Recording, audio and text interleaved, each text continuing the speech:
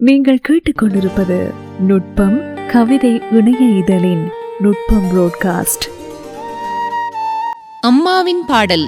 சேலம் ராஜாவின் கவிதை.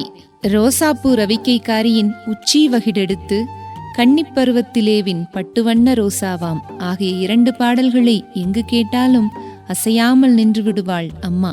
வீட்டில் ஏதேனும் வேலையாக நடந்து கொண்டிருந்தாளெனில் நடை தளர்ந்துவிடும். சந்தையில் கடைத்தெருவில் இருந்தாளெனில் ஒரு ஓரமாக நின்று கொள்வாள். வீட்டிலிருக்கும்போது கன்றில்லாத பசுவின் மடியில் காம்பு சுரத்து ஒழுகுவதைப் போல அம்மாவின் கண்களில் கண்ணீர் வழியும். பொதுவெளியில் கேட்டுவிடும்போது முந்தியின் ஓரத்தை எடுத்து தூசை துடைப்பது போல கண்களை துடைத்துக் கொள்வாள். இச்செய்கை எல்லோரும் உறங்கும் வேளையில் வந்துவிட்டு போகும் மின்னலை போல இருக்கும்.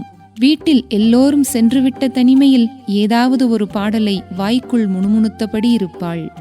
அப்பொழுதெல்லாம் இது அந்த பாடல்கள் தானாவென யூகிக்க முயல்வேன். அது வேறொரு தாலாட்டாக மாறிவிடும்.